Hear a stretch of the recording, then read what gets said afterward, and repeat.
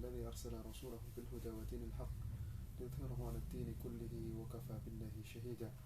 Alhamdulillah, atas segala hikmat dan limpahan rahmat dan hidayahnya kepada kita semuanya, yang tentunya atas hal-hal tersebut Allah mengizinkan kita untuk kembali mengkaji dari syariat-syariat Allah Subhanahu wa taala yang dengannya menjadikan kita bertambah pengetahuan kita akan syariat-syariatnya, yang tujuan utamanya adalah supaya kita bisa mengamalkan apa yang memang sudah menjadi syariat Allah, supaya kita bisa memang melaksanakan agama ini sebenar-benarnya secara menyeluruhnya, jadi tidak sebagian saja, tapi semua yang disyariatkan oleh Allah kita laksanakan secara sempurna dan sebaik-baiknya.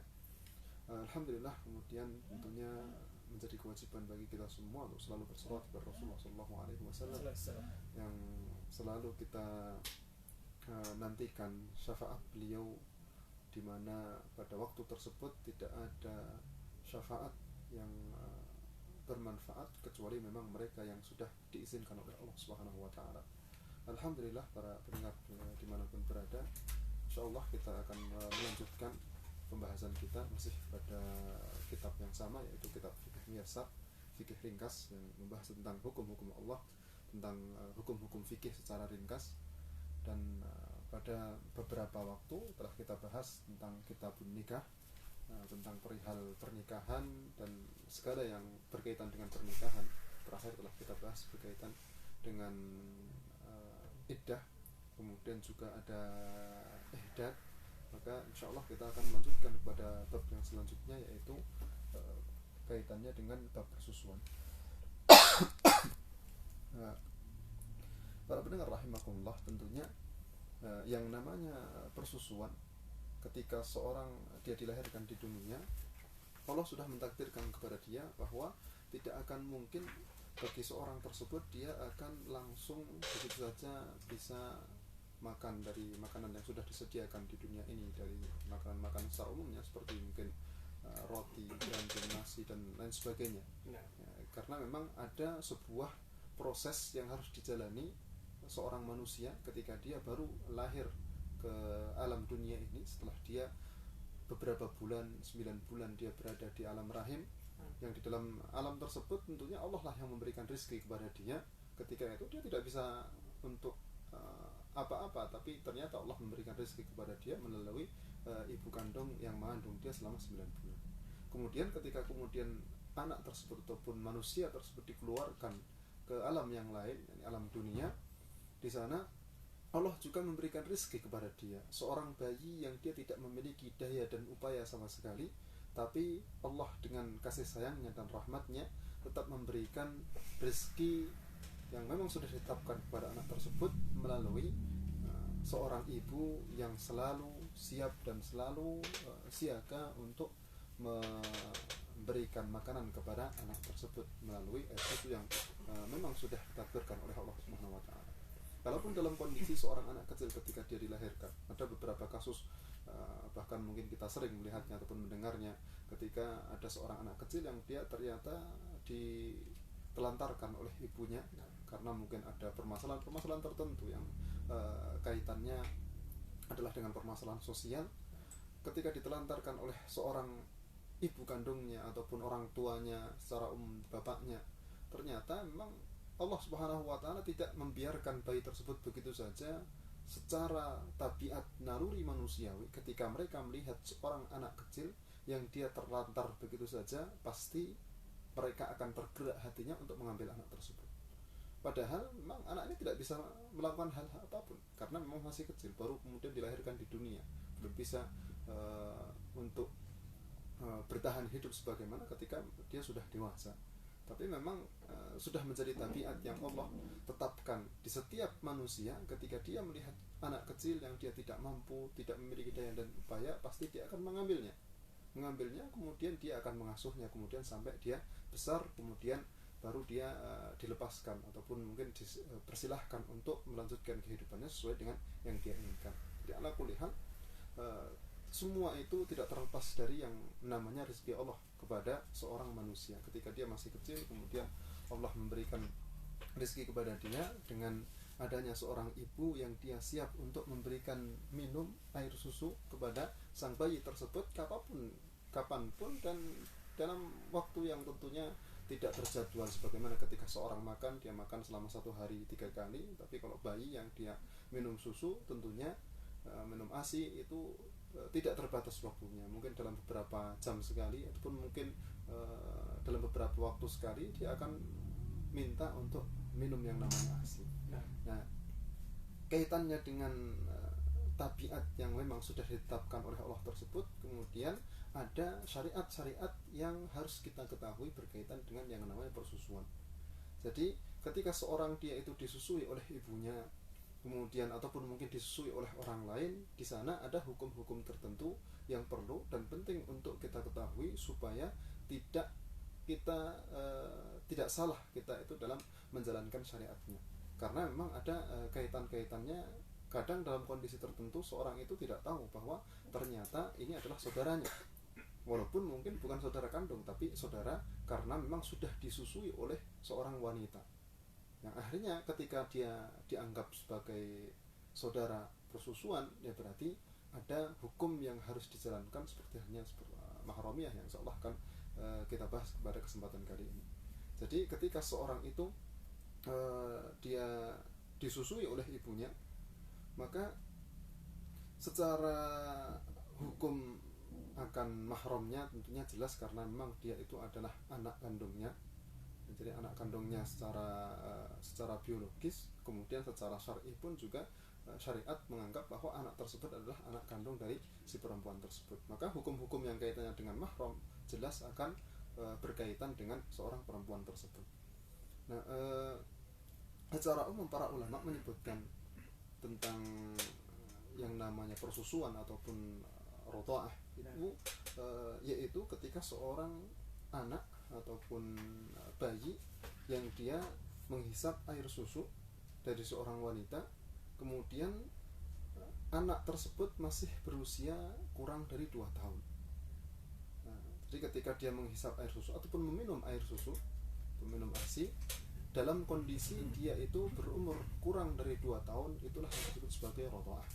Dan di sini perempuan itu umum, karena bisa jadi ibunya sendiri yang dia menyusui, ataupun mungkin perempuan yang lain yang dia menyusui si anak tersebut. Dalam kondisi ibunya yang menyusui telah kita sebutkan. Kemudian kalau seumpamanya yang menyusui tersebut ternyata adalah orang lain, nah disinilah yang disebut sebagai hukum rodha'ah yang memang disebutkan oleh para ulama. Hukumnya seperti apa? Secara masyru'iyah, Allah Subhanahu wa taala sudah menyebutkan dalam firman-Nya dalam surat At-Talaq. Allah berfirman, a'udzubillahi minasyaitonir rajim, wa in ta'asartum fasaturdi'u lahu ukhra.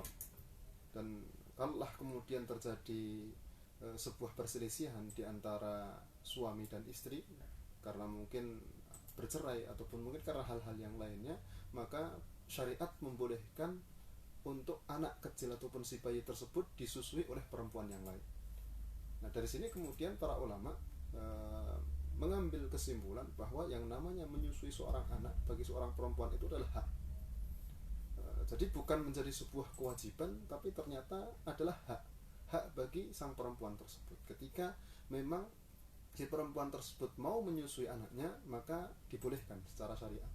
Kalaupun kemudian dia ternyata tidak mau untuk menyusui anak tersebut, nah secara pendapat yang masyhur di kalangan ulama Syafi'iyah, itu boleh-boleh saja aslinya. Jadi sah-sah saja ketika memang seorang perempuan dia tidak mau menyusui anaknya, kecuali dalam beberapa kondisi. Salah satunya adalah ketika memang tidak ada orang yang bisa menyusui anak tersebut kecuali ibunya tadi. Dari sini kemudian berarti yang namanya persusuan itu menjadi sebuah hal yang wajib. Seorang perempuan tersebut, si ibunya tadi harus dan wajib untuk menyusui anak tersebut, karena memang tidak ada orang yang lain. Ini berarti dalam kondisi yang darurat, dalam kondisi terpaksa. Nah, kemudian dalam kondisi yang lain adalah pertama kali ketika bayi itu baru dilahirkan, yaitu supaya dia mendapatkan kalau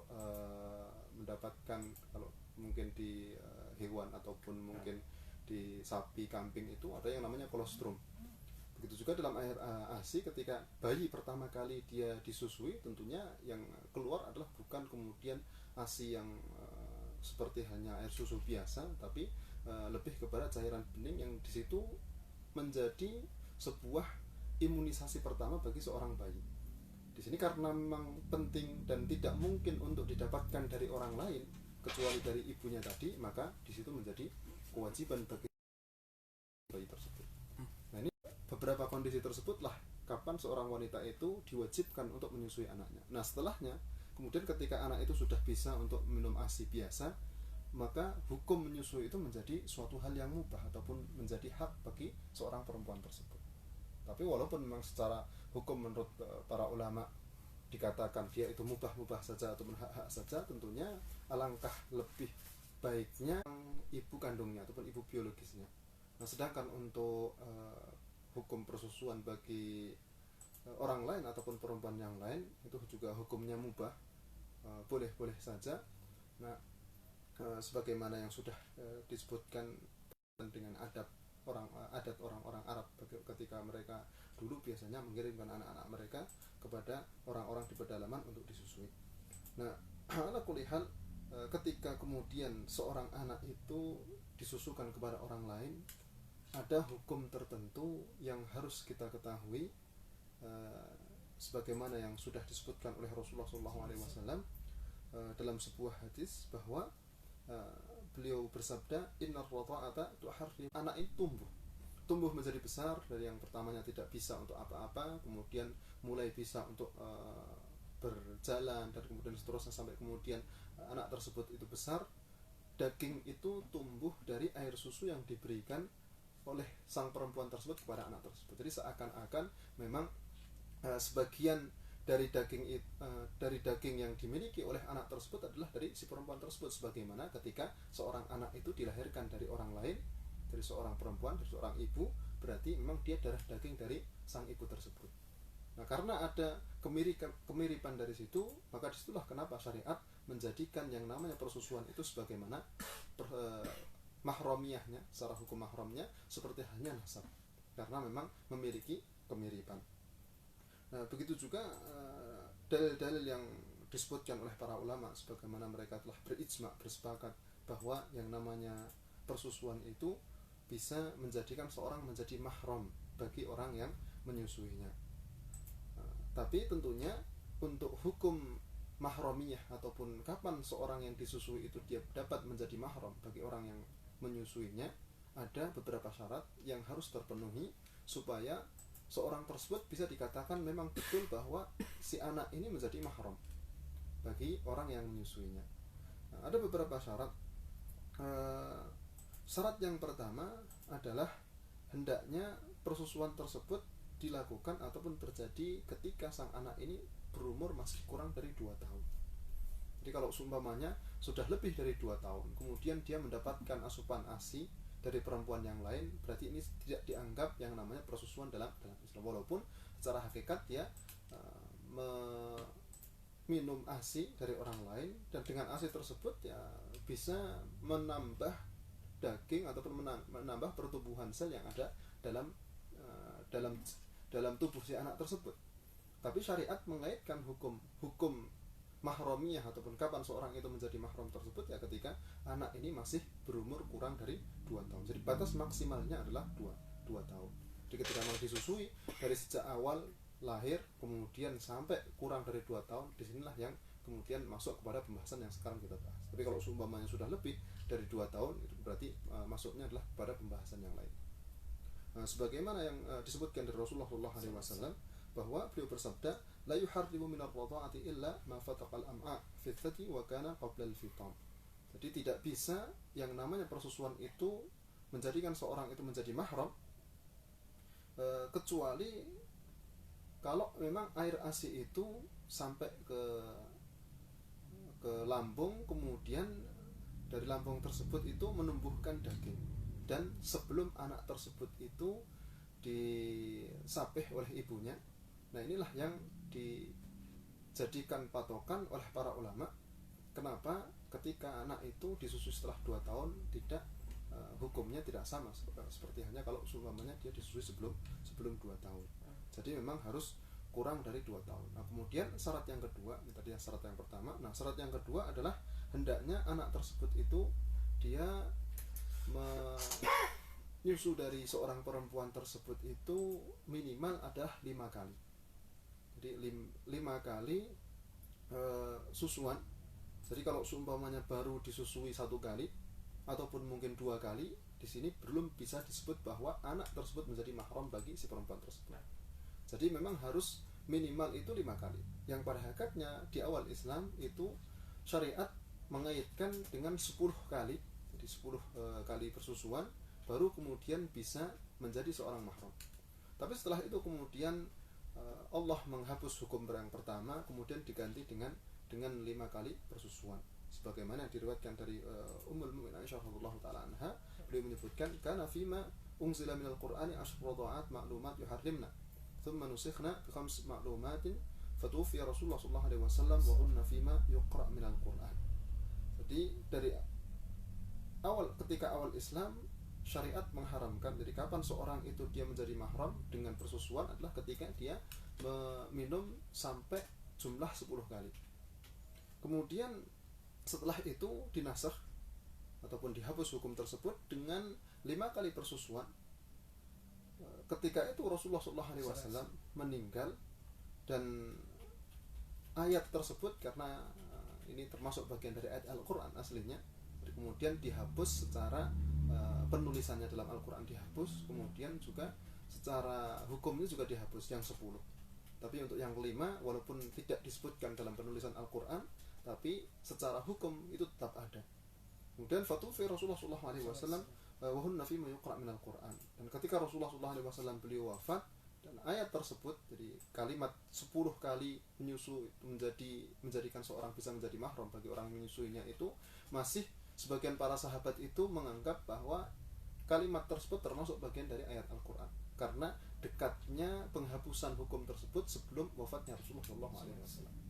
Tapi ala kulli hal semua sekarang para ulama sudah bersepakat bahwa yang namanya persusuan itu dia menjadi mahram ataupun menjadikan seorang itu menjadi mahram ketika memang dia dilakukan 5 kali. Jadi tidak harus sampai 10 kali, cukup untuk 5 kali kemudian bisa menjadi seorang mahram. Nah, 5 kali di sini pun juga harus kita lihat. Bukan kemudian ketika seorang anak itu dia menyusu di waktu pagi, kemudian baru sebentar kemudian melepaskan susuannya, kemudian minum lagi, kemudian sampai 5 kali, kemudian dihitung sudah 5 kali. Karena 5 kali di sini harus memang betul-betul 1 kalinya itu dianggap 1 kali kenyang. Ketika seorang bayi dia menyusu kemudian sampai kenyang, jadi meninggalkan untuk menghisap air ASI tersebut karena memang dia itu kenyang, kemudian setelah itu nyusu lagi, baru ini dianggap 1 kemudian 2. Tapi kalau seumpamanya ternyata dia ingin berpindah, mungkin berpindah karena pertamanya mungkin di kanan, kemudian ternyata berpindah di kiri, padahal itu masih dalam jangka waktu yang sangat pendek, di sini tidak bisa disebut bahwa itu adalah 2 kali susuan.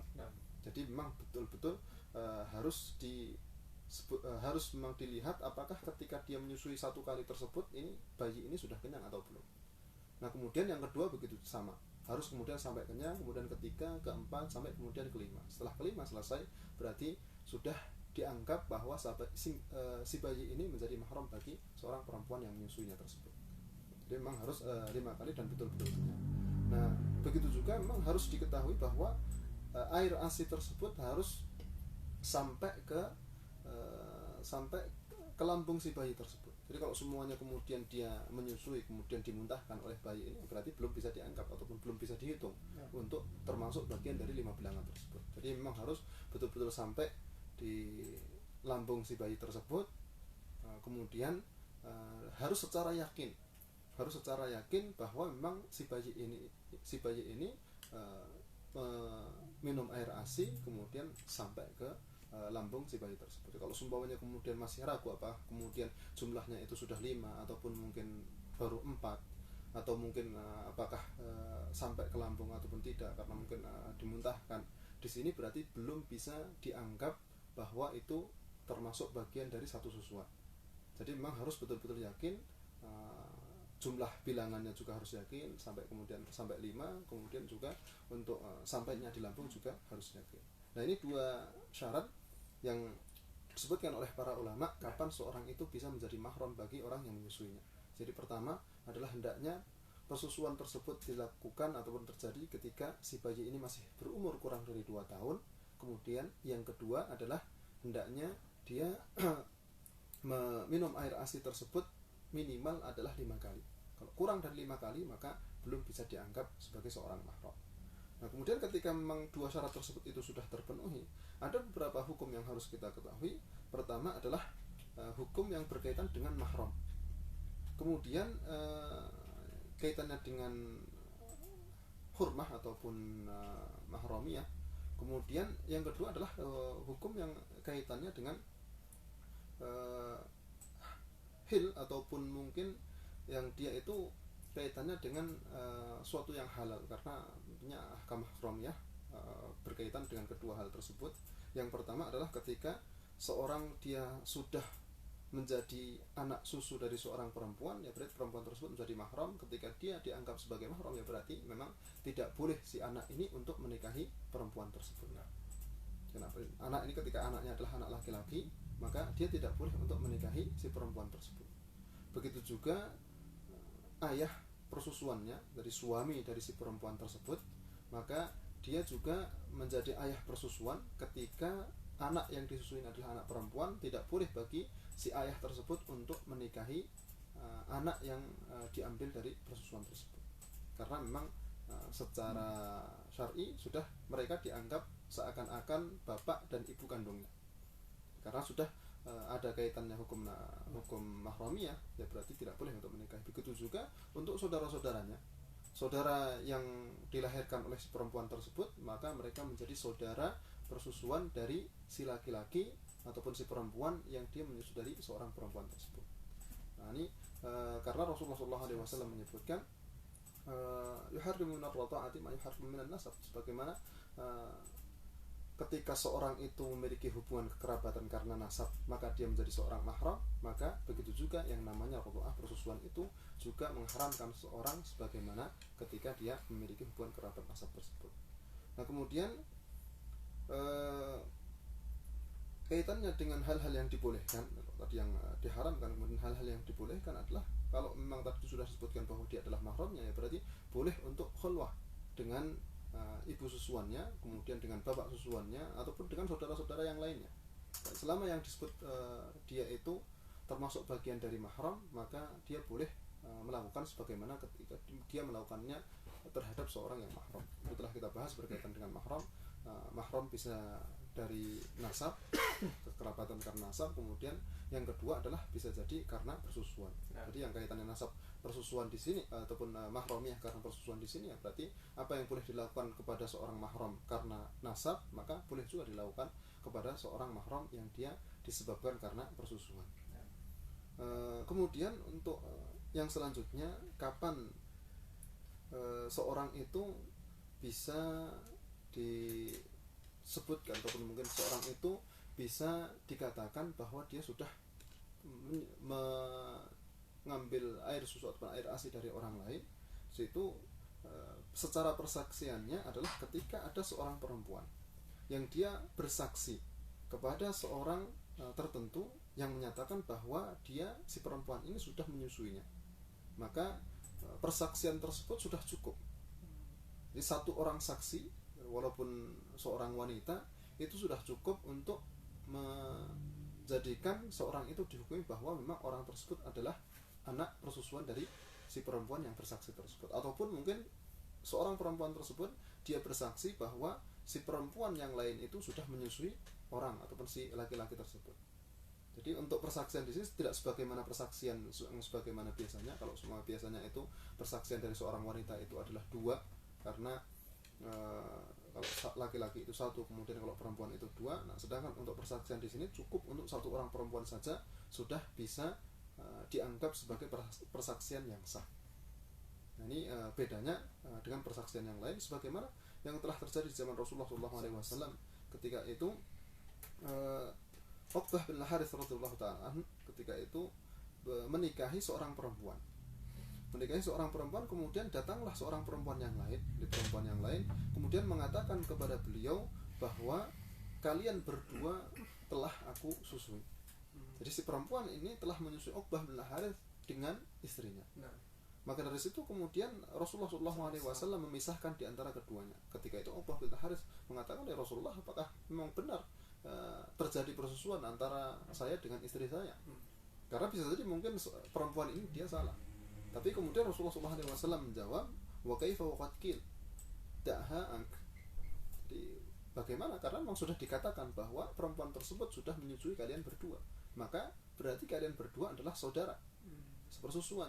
Kalau memang kalian berdua adalah saudara persusuan, berarti tidak bisa untuk melanjutkan pernikahan tersebut, walaupun secara hukum pertama sudah terjadi akad antara keduanya.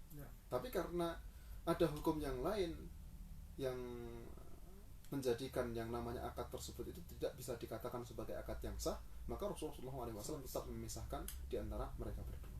Nah ini beberapa hal yang kaitannya dengan rodha'ah ataupun persusuan, karena mungkin di tempat-tempat kita kadang mungkin kita meninggalkan anak kita di tempat orang lain karena mungkin masih kecil, kemudian bisa jadi anak tersebut disusui oleh orang yang kita titipi tersebut. Kemudian mungkin kita menitipkannya sampai mungkin beberapa kali, yang akhirnya seharusnya kita harus mengetahui, jadi harus betul-betul mengetahui siapa orang yang menyusui anak kita.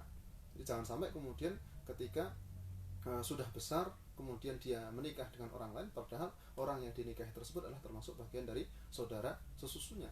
Maka harus betul-betul diketahui. Jadi menjadi kewajiban seorang ayah, menjadi kewajiban seorang ibu untuk melihat siapa orang-orang yang mereka menyusui anak yang mereka miliki, supaya hukum yang namanya pernikahan ini, karena berkaitan dengan masalah pernikahan, begitu juga kaitannya dengan masalah nazar, kemudian kaitan dengan hal-hal yang lainnya tersebut tidak tercampur sebagaimana yang terjadi pada beberapa kasus. Kadang orang itu tidak mengetahui ternyata ini adalah saudara persusuannya, padahal ketika dia mengetahui bahwa ini adalah saudara persusuannya, berarti dia menjadi mahram bagi dia, kemudian juga boleh bagi dia untuk khulwah dan seterusnya. Ya, ala kulli hal, ini yang kita bahas pada kesempatan kali ini berkaitan dengan masalah rodha'ah. Insyaallah kita lanjutkan kepada bab yang lain. Wassallallahu sayyidina Muhammadin wa alihi wasallam. Ya, semoga berada. Ini tadi untuk kajian di kesempatan sore hari ini. Kita buka untuk sesi tanya jawab ya usia di kesempatan sore hari ini. Bagi saudara yang mau bertanya, kita undang di line telepon tentunya di 0271698001. Sekali lagi di 0271698001. Ataupun juga saudara bisa mengirimkan pertanyaan melalui SMS, WhatsApp dan Telegram kami di 081229888614. Sekali lagi di 081229888614. Ya, kita bacakan dulu masuk di 081229888614. Assalamualaikum Ustaz. Mau tanya, saudara sepupu saya belum lama meninggal. Dia anak tunggal, kemudian belum menikah, dan kedua orang tuanya juga sudah meninggal. Dia meninggalkan harta dari peninggalan orang tuanya, juga dari hasil. Terus yang menjadi ahli warisnya siapa ya? Soalnya suami saya juga saat ini masih menggarap sebagian sawah dia, dan kalau panen hasilnya atau uangnya saya kasih ke bapak saya selaku kakak dari ibunya, karena sebelumnya sertifikat juga atas nama ayah saya. Demikian, mohon penjelasan bagaimana yang seharusnya. Syukran, wassalamualaikum. Gimana tadi saudara sepupu dia meninggal, dia tuanya, apakah ada orang tuanya atau tidak? Kalau semuanya ternyata orang tuanya itu sudah meninggal juga, ketika dia sudah meninggal juga, maka dikembalikan kepada, dilihat dulu jadi kakeknya itu, karena untuk kaitan dengan waris itu melihat kepada kondisi dari si mayit ini, dia ini apakah kemudian meninggal, dilihat ketika kemudian dia belum pernah menikah sama sekali, berarti ke bawahnya memang sudah tidak ada. Jadi untuk ahli waris ke bawahnya tidak ada, dilihat untuk ahli waris ke atasnya, apakah orang tuanya masih ada atau tidak. Entah orang tua di sini tidak melihat sekedar pada ayah dan ibunya, tapi juga melihat kepada kakek, kemudian nenek dan seterusnya ke atas, apakah masih ada atau tidak. Kalau semua memang tidak ada sama sekali, juga kemudian dilihat ke samping, yaitu ke saudaranya, apakah dia memiliki saudara atau tidak.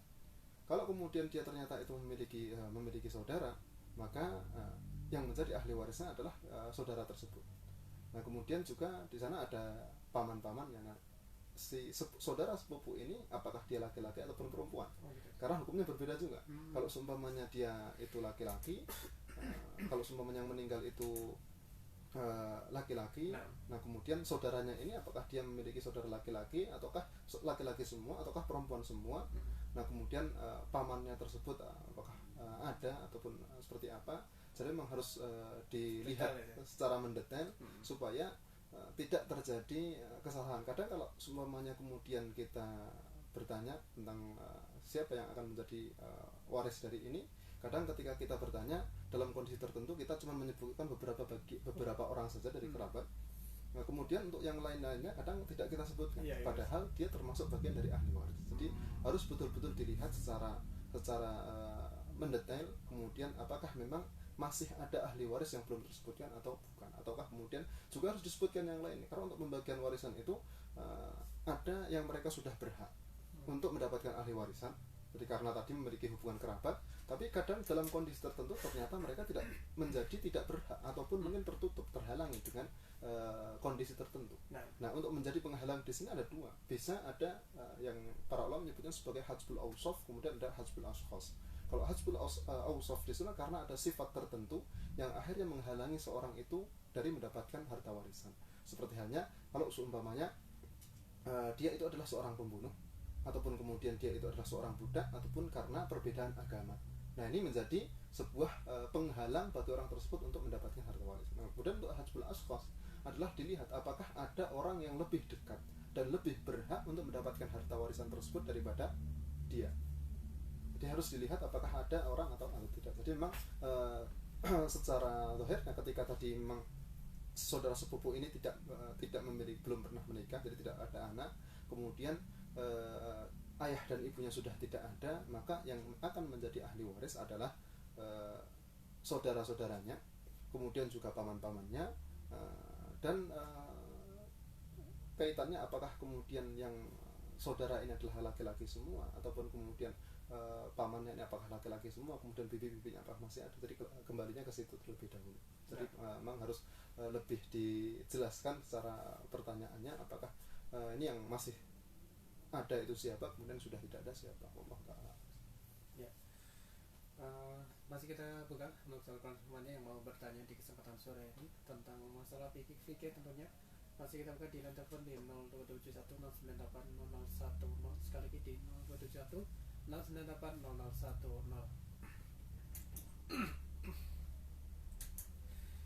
Ya, kita baca sudah masuk di 081229888614. Ada dari Assalamualaikum warahmatullahi wabarakatuh.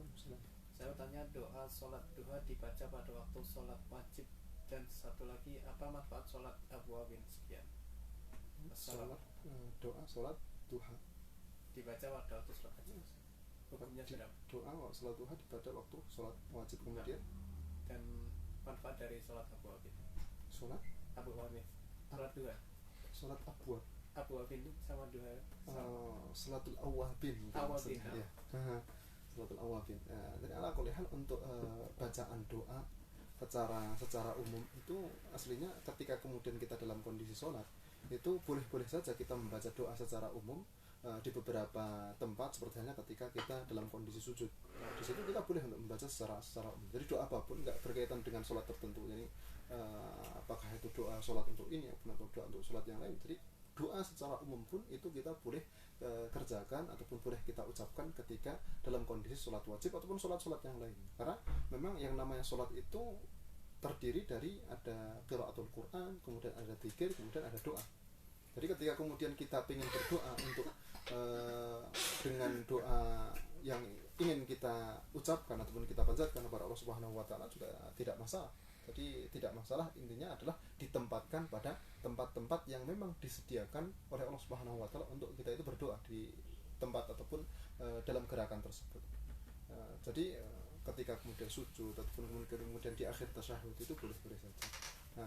Kemudian untuk sholatul awabin ataupun sholat duha yang para ulama menyebutnya sebagai sholatul awabin. Kan Rasulullah SAW menyebutkan sholatul awwabin hina tarmitul fisal, jadi sholatnya orang-orang yang mereka senang ataupun gemar untuk bertobat kepada Allah Subhanahu wa taala adalah ketika anak dari unta itu sudah mulai kepanasan. Jadi maksudnya adalah waktu yang paling afdal ketika seorang itu mengerjakan sholat duha, yaitu ketika matahari sudah mulai terik. Jadi bukan karena untuk awal dari sholat duha itu bisa dikerjakan sejak ketika matahari sudah terbit, kemudian setelah itu dijarai sekitar seujung tombak ataupun mungkin sekitar 10 menit sampai seperempat jam, sudah bisa untuk memulai mengerjakan sholat duha, karena itulah waktunya. Sampai kemudian sebelum zawan ataupun sebelum masuk sholat duhur, itu semua adalah waktu untuk mengerjakan sholat duha. Nah, yang paling afdal dari waktu tersebut adalah ketika matahari itu sudah mulai terik. Nah, kalau seumpamanya kemudian kita melihat, biasanya ketika matahari itu mulai terik adalah ketika sekitar mungkin jam, kalau mungkin subuhnya itu jam 5:30 ataupun mungkin jam 5, dan terbitnya matahari itu adalah jam 6, kemudian waktu duhurnya itu adalah jam 12 ataupun setengah 1, ya berarti sekitar mungkin jam 10 ataupun mungkin setengah 11 itu adalah waktu yang afdal ketika kita ingin mengerjakan yang namanya sholat duha tersebut. Jadi untuk masalah doa tidak ada halangan ataupun tidak ada larangan kita mengatakan ataupun memanjatkan doa tersebut di entah itu sholat fardu ataupun sholat nafilah yang lain. Wallahu ta'ala. Ya, untuk masih kita buka untuk pertanyaan penanya di kesempatan sore hari ini, masih ada waktu insyaallah. Masih kita buka di line telepon tentunya yang mau bertanya tentang hukum fikih di kesempatan sore hari ini. Masih kita buka di 02716980010. Sekali lagi yang mau di line telepon di 02716980010. Adapun yang mau mengirimkan pertanyaan melalui SMS, WhatsApp dan Telegram kami di nomor kami di 081229888614. Sekali lagi di 081229888614. Ya, kita bacakan sudah masuk di 081229888614. Assalamualaikum Ustaz. Dua orang anak ini dari satu ibu tapi beda bapak. Apa ini termasuk mahram atau bukan? Dari Ummu Fatimah di Solo. Dua orang anak dari satu ibu tapi berbeda bapak, apakah mahram atau tidak? Tentunya jelas dia adalah termasuk bagian dari mahram. Kenapa? Karena dia adalah saudara seibu. Jadi saudara di sini ada saudara kandung, yaitu saudara bapak, jadi saudara sebapak dan seibu. Itu yang kalau dalam bahasa disebut sebagai akhus syaqiq, jadi saudara sebapak dan seibu. Kemudian ada akhli ab, yaitu saudara sebapak. Kemudian ada akhli jadi saudara seibu. Dan semua itu adalah termasuk bagian dari mahram. Jadi karena memang dia berkumpul dengan satu orang, jadi berkumpul dengan orang lain itu pada satu orang, entah itu ibu ataupun entah itu bapak, maka dia adalah saudara mahram. Jadi walaupun berbeda bapak, tetap syariat menganggap bahwa dia adalah saudara semahram. Jadi ketika dikatakan dia adalah mahram, ya berarti boleh untuk melakukan hal-hal yang memang dibolehkan secara syariat bersamaan dengan mahram, seperti khulwah dan lain sebagainya. Ya, masih kita buka untuk sahabat semuanya yang mau bertanya, masih kita buka di line telepon di 02716980010. Sekali lagi di 02716980010, ataupun di nomor SMS, WhatsApp dan Telegram kami di 081229888614. Sekali lagi di 081229888614. Ya, kita baca sudah masuk di 081229888614. Mau tanya Ustaz, apa hukum orang tua laki-laki bila tidak sholat berjamaah di masjid karena ia tidak sempat untuk berdiri lama? Orang tua ketika dia pada hakikatnya secara menurut beberapa pendapat di kalangan para ulama bahwa yang namanya sholat fardu ataupun sholat fardu yang dikerjakan di masjid, sholat berjamaah yang dikerjakan di masjid ini, memang ada yang berpendapat bahwa hukumnya adalah wajib. Tapi secara umum kebanyakan para ulama berpendapat bahwa sholat berjamaah, sholat fardu dilakukan berjamaah di masjid itu hukumnya adalah sunnah muakkadah ataupun sebagian menyebutnya fardu kifayah. Sunnah muakkadah adalah sunnah yang memang betul-betul ditekankan. Jadi ketika kemudian dia tidak mengerjakan sholat tersebut, pada hakikatnya tidak masalah. Jadi mengerjakan sholat tersebut tidak di masjid.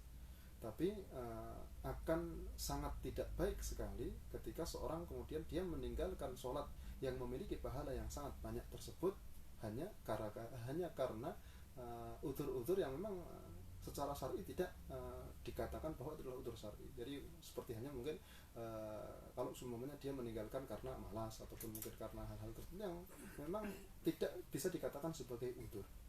Nah ini tentunya sangat tidak pas sekali dan tidak baik sekali bagi seorang muslim yang kewajiban bagi dia adalah untuk bersegera menuju kepada rahmat Allah Subhanahu wa taala, betul-betul untuk mencari sebanyak-banyaknya pahala dari Allah Subhanahu wa taala supaya menjadi simpanan dia ketika di hari kiamat kelak.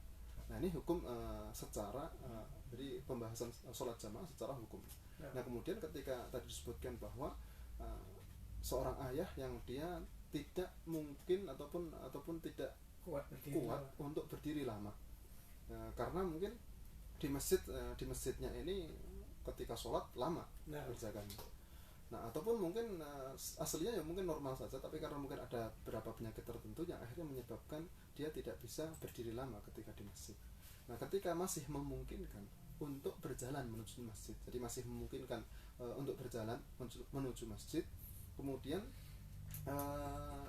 dia bisa untuk meminta bantuan orang lain, seperti mungkin ketika dia mulai sholat ya dia berdiri terlebih dahulu, kemudian ketika sudah tidak kuat maka dia duduk, itu tidak masalah aslinya.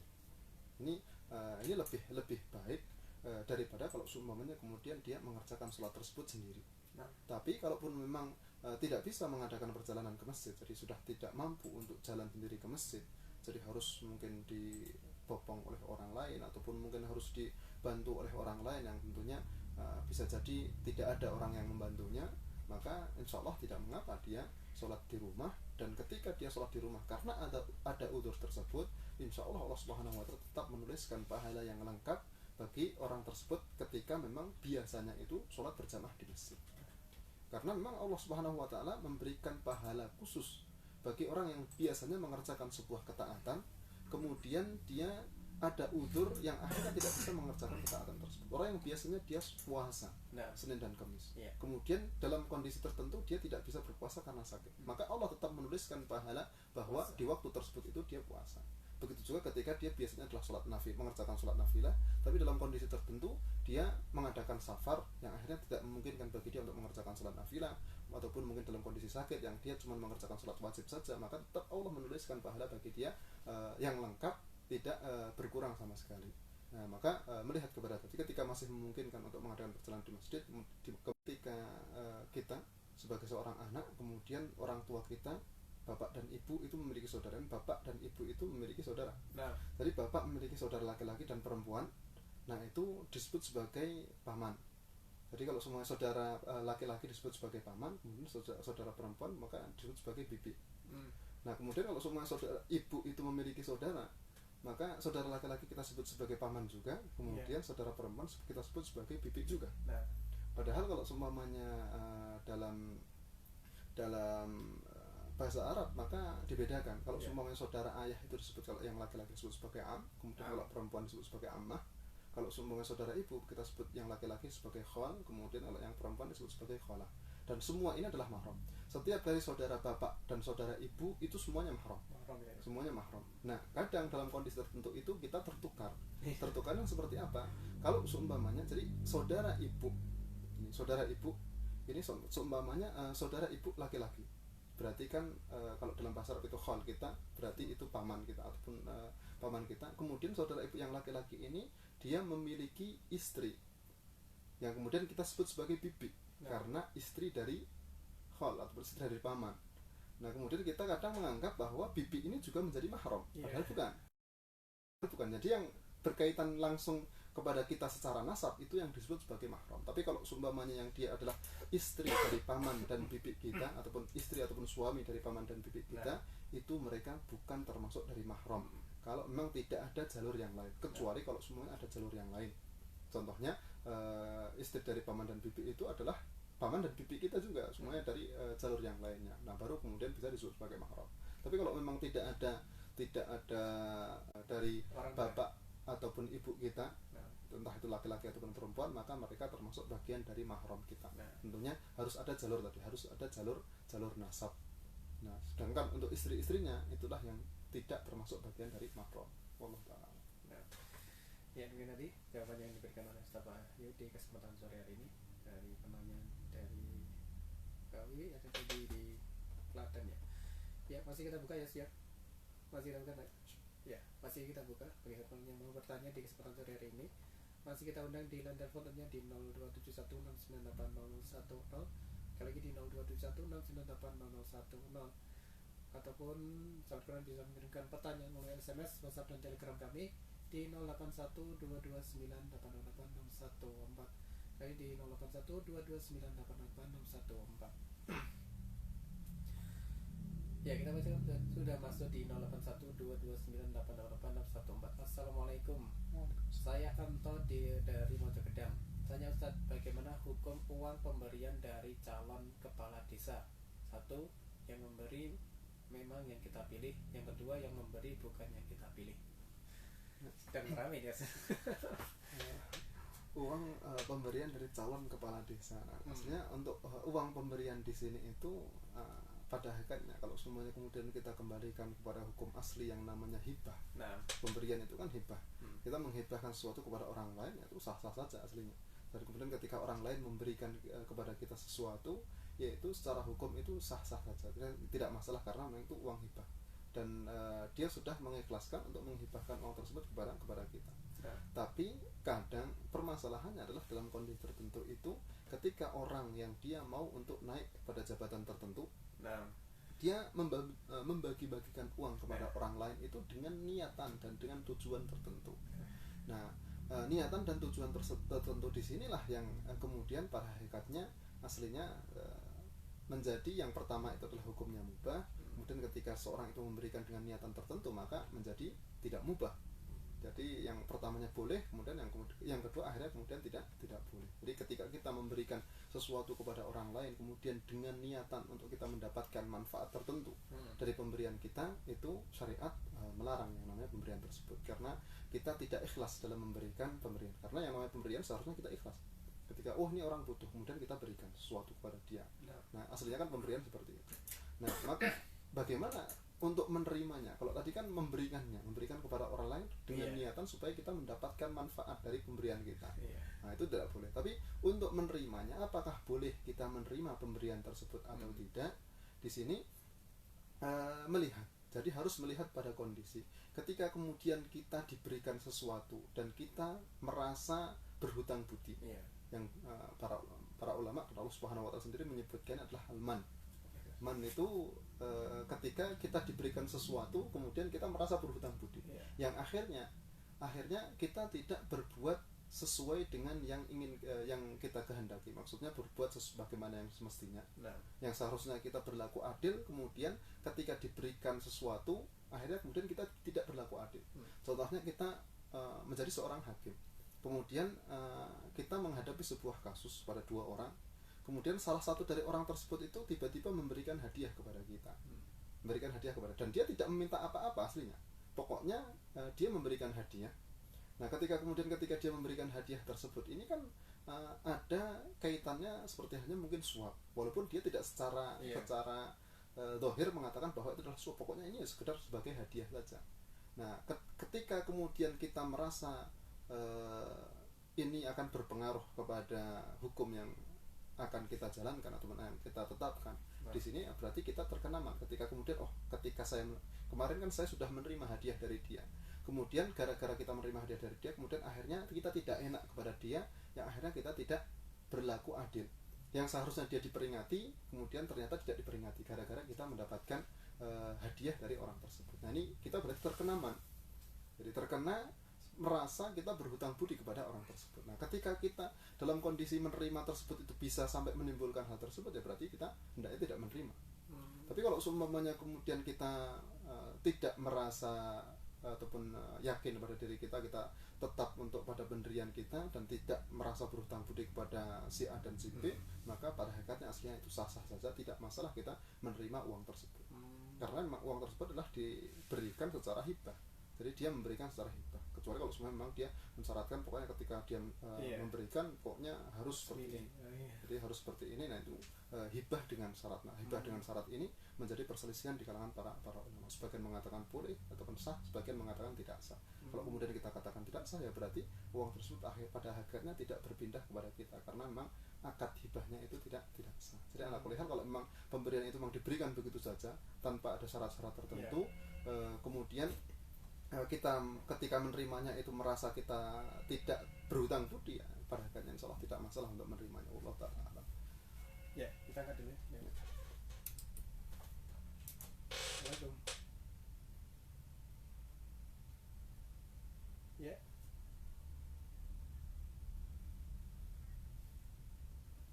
Gimana? Halo.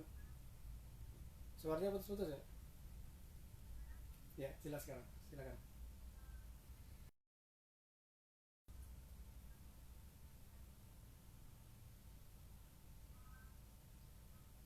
Kapan? Masih putus-putus ya? Iya, masih putus-putus. Bisa coba lagi.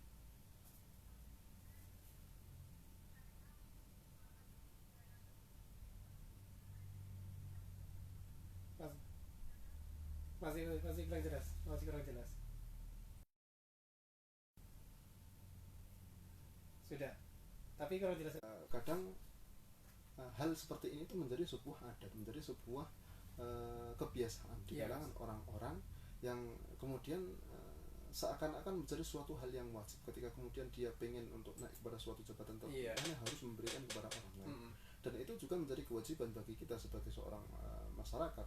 Hendaknya kita memberikan pengetahuan yang betul ketika kemudian dia adalah seorang pemimpin yang adil, kemudian dia seorang pemimpin yang betul-betul berhak untuk mendapatkan jabatan tersebut, maka orang-orang dia dan pasti akan langsung untuk memilih dia.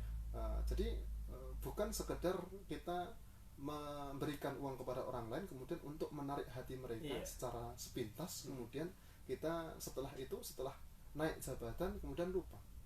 Karena rata-rata ketika kemudian kita harus mengeluarkan uang untuk diberikan kepada orang lain, ini pada hakikatnya awalnya saja sudah tidak beres. Awalnya saja sudah tidak bersih.